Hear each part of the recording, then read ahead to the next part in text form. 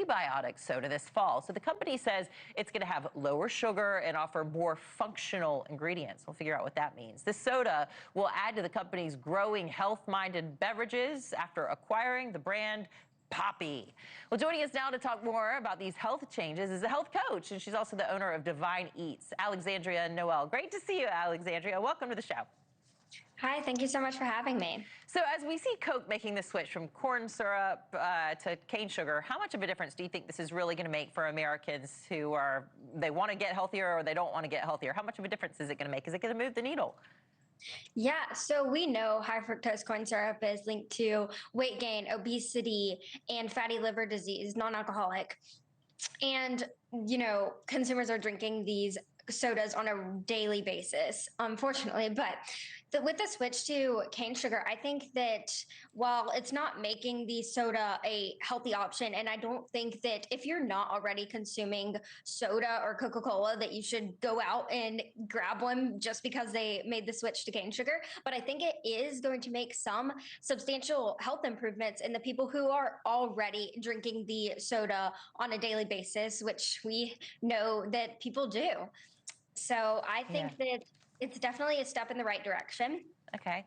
Well, MAHA critics, though, they say that the movement's focus on high fructose corn syrup and really other artificial, food additives, too, is kind of missing the problem, they're missing the point here, that added sugar in general, no matter what it is not great for the American diet. And our diet is loaded with it. So whether it's cane sugar or these others, talk about the distinction. Why will these chemicals and why will high fructose corn syrup, cause health concerns more than real ingredients? Yeah, absolutely. I think we need to get back to the basics of eating whole, real, single ingredient, unprocessed foods. I think that there are so many problems that we see, chronic illness that we see today that we shouldn't be. And I don't think we would be seeing them at all if we were focusing on eating the whole, real foods. Yeah, and look, you're a young person, and the CDC is reporting that nearly 1 in 3 teenagers have prediabetes. I've heard MAHA influencers saying this is a national emergency. Is that how you would categorize this? And for people a bit younger than you? Yes, absolutely. I think the rise in prediabetes and obesity in children is absurd, and it shouldn't be happening at all. All right, look, you have this great series on your Instagram page. This is how I wanted to bring you on the show, because you do this thing that's buy or buy for products. You'll go into a grocery store or into Sam's Club or Walmart or wherever, and you'll say something is good, you should buy it, or buy, see you later. And a lot of the items that you're talking about, will say low fat, gluten-free, all natural. How can these labels be misleading? Yeah, there's so many. So I always say when you're reading a package, you have to flip it over and read the ingredients. The front of the packages are literally billboards trying to sell you the product with low fat, gluten free, high protein.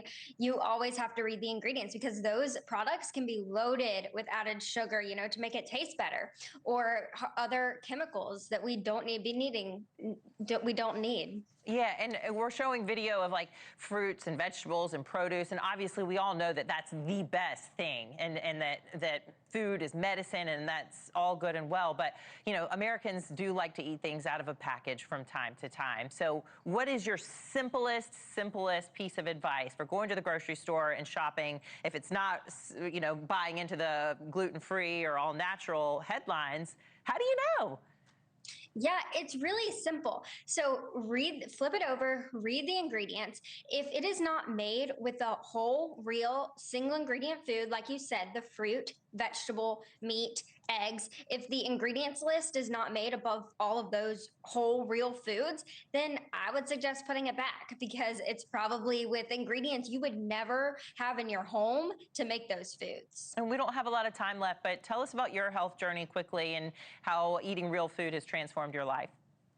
Yeah, when I was 13, I was diagnosed with anorexia, and I went to see a dietitian. I was told to, eat the ultra processed junk food in order to heal my body. But as we know, 70% of serotonin, our feel good hormone, is made in our gut. So if we eat bad food, we are going to feel bad mentally and physically. And eating disorders, they are mental disorders. So I knew something was not right with that statement. So I began to do my own research and advocate for myself, and I nourished my body with real whole foods that God created and designed us to eat. And I healed my body, and I'm trying to help others heal their bodies and find their why before it makes them cry, and go down the path of chronic illness that is preventable. Well, I'm so glad that your life has been changed and that you did your own research and started eating whole foods and healed not just your body, but your brain too, right? Health coach and owner of Divine Eats, Alexandria Noel, thank you so much. Thank you. More